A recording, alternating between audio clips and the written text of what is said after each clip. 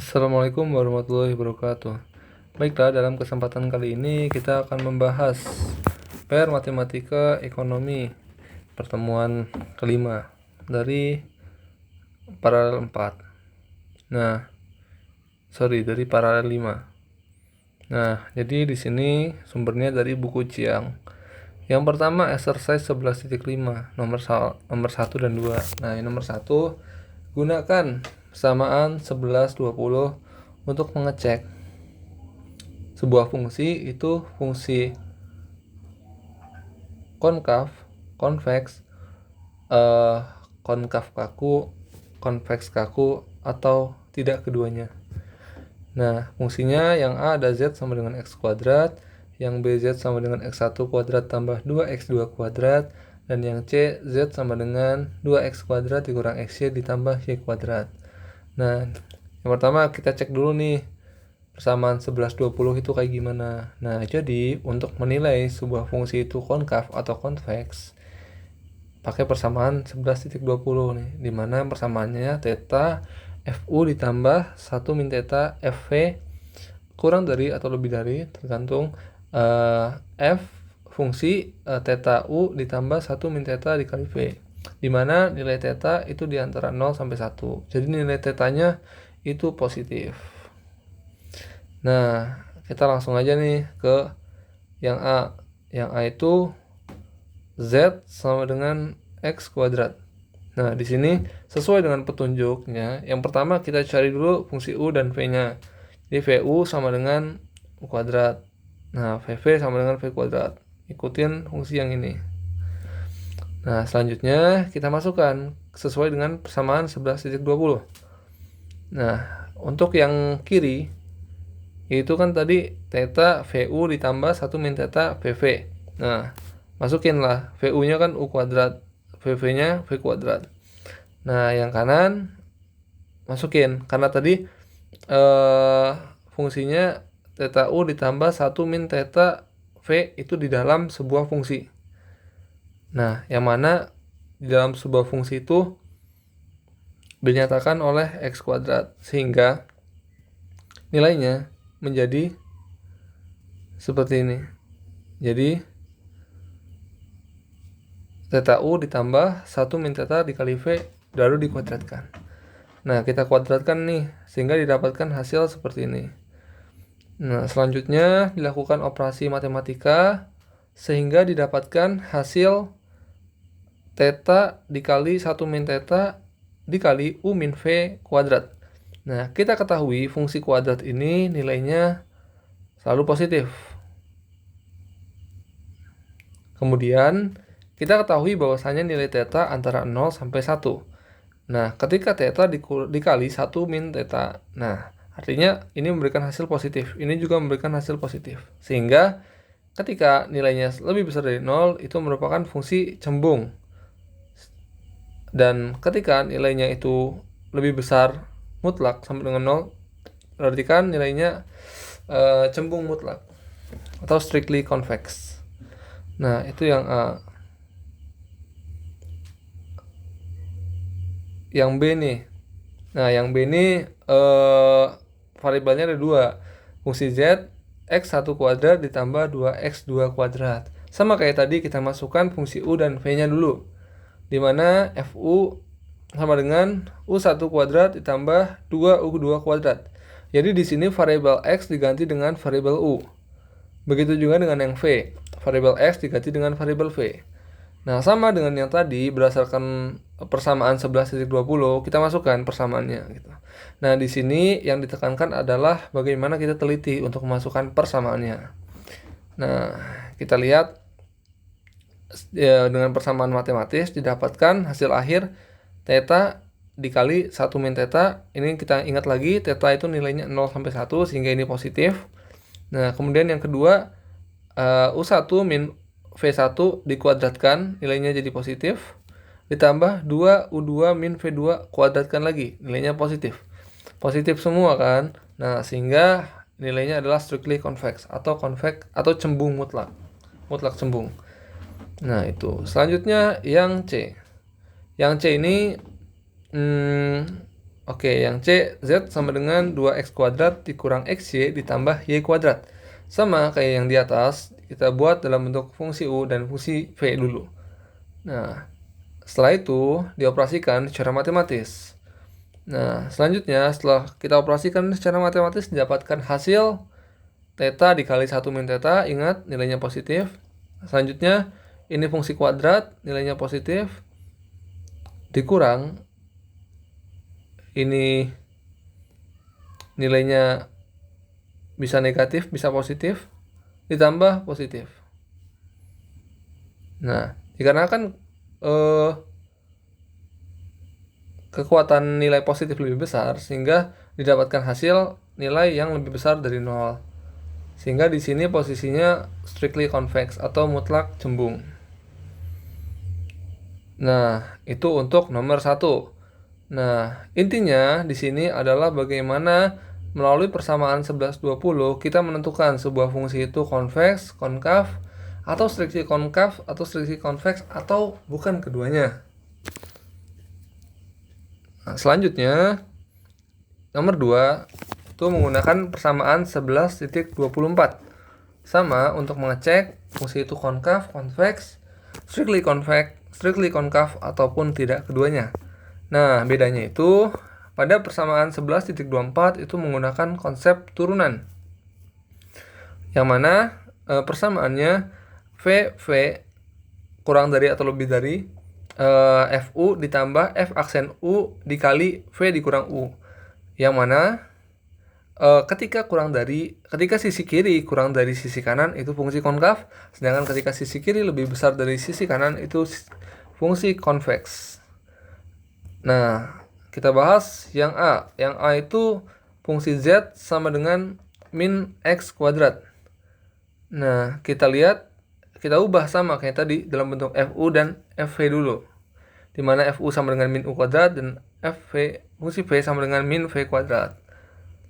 Nah, di sini kita punya dua sisi kiri dan sisi kanan. Sisi kiri tadi adalah VV, di mana VV sama dengan min V kuadrat. Sedangkan sisi kanannya VU yaitu min U kuadrat ditambah F aksen U. Nah, F aksen U di sini merupakan turunan dari FU yaitu min 2U. Nah, masukin nih min 2U dikali V dikurang U. Nah, operasikanlah secara matematis sehingga didapatkan hasil min dalam kurung V dikurang U kuadrat. Nah, V dikurang U kuadrat ini nilainya positif, ketemu minus, sehingga dikali minus, sehingga hasilnya adalah negatif. Nah, negatif mutlak, kurang dari 0, sehingga nilainya adalah mutlak cekung atau strictly concave. Nah, yang B, fungsi Z sama dengan X1 ditambah X2 kuadrat. Sama kayak tadi kita tentukan FU, FV, dan F aksen U-nya. Nah, setelah itu kita operasikan secara matematis. Sehingga didapatkan hasil F1 ditambah F2 dikurang U1 tambah U2 dikuadratkan. Sehingga kita tahu fungsi kuadrat itu nilainya positif ya. Jadi fungsi itu adalah konveks atau cembung. Nah, selanjutnya kita tentukan apakah fungsi itu mutlak atau tidak. Nah, di sini kan didapatkan nilai F1 tambah F2 dikurang U1 tambah U2. Nah, kita belum tahu nih nilai V1, V2, U1 sama U2-nya itu berapa. Tapi yang kita ketahui bahwasanya nilai U tidak sama dengan nilai V. Nah, kita belum tahu hasil penjumlahannya itu berapa. Ada kemungkinan bahwasanya hasil penjumlahan dari keduanya itu sama dengan 0. Sehingga tidak menutup kemungkinan sisi kiri sama dengan sisi kanan. Yang mana nilainya adalah konveks saja. Jadi bisa jadi operasinya itu menjadi 0 gitu. Sehingga kita mengambil kesimpulan ini adalah fungsi cembung, tidak mutlak cembung. Yang terakhir, fungsi Z sama dengan min X, Y.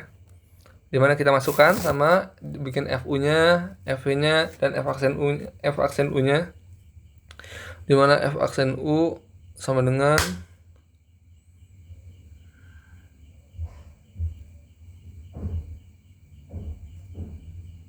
pakai sifat perkalian ya. Jadi U aksen V ditambah V aksen U. Nah, tinggal masukin aja dari sini nih. Jadi sama dengan min U2 ditambah min U1. Oke. Sehingga dikalikan, ini juga didapatkan hasil seperti ini. Karena dikali V min U ya. Nah, didapatkan hasil V1 dikurang U1 dikali V2 dikurang U2. Nah, hasilnya kita tahu bahwasanya dasar dari persamaan ini U tidak sama dengan V. Nah, di sini kita kan belum tahu nih nilai V sama U-nya berapa, V1 berapa, U1 berapa, V2 berapa, U2 berapa ya. Nah, jadi tidak menutup kemungkinan bahwasanya nilai dari sisi kiri nilai dari ini bisa lebih besar dari 0 atau kurang dari 0. Sehingga fungsi ini tidak keduanya atau neither. Nah, itu untuk pembahasan 11.5. Kita lanjut ya ke 11.6. Nah, ini merupakan aplikasi ekonomi dalam matematika ekonomi. Yang pertama, jika sebuah competitive firm, perusahaan yang kompetitif gitu ya. Seperti pada contoh nomor 1 di buku Chiang ya di 11.6 ya. Memiliki biaya produksi C sama dengan 2Q1 kuadrat ditambah 2Q2 kuadrat. Nah, soalnya itu yang pertama, apakah produksi dari dua barang ini secara teknis itu saling terkait gitu? Nah, langsung kita jawab ya. Nah, cara mengetahuinya tidak berhubungan atau tidaknya antara kedua barang ini yaitu dengan marginal cost-nya. Kita lihat turunan dari cost ini apakah dari kedua barang ini saling berpengaruh. Nah, kita lihat ketika marginal cost barang 1 itu sama dengan 4Q1. Sedangkan marginal cost 2 4Q2.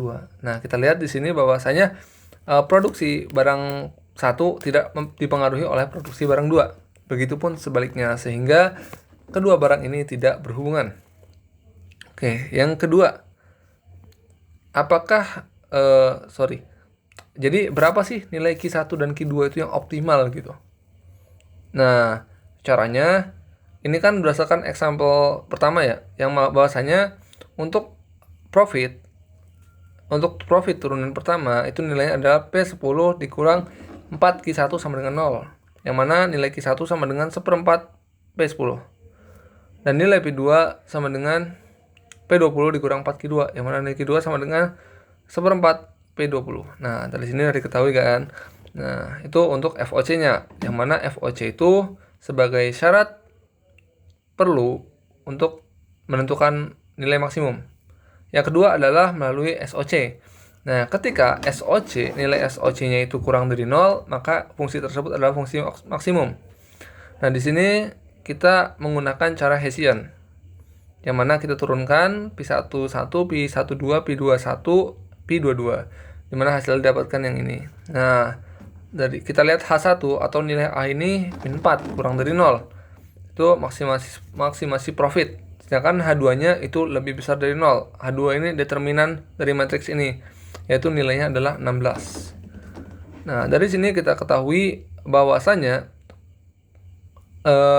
produksi ini menunjukkan level yang maksimum, di mana nilai Q1-nya 1/4 P10, Q2-nya 1/4 P20.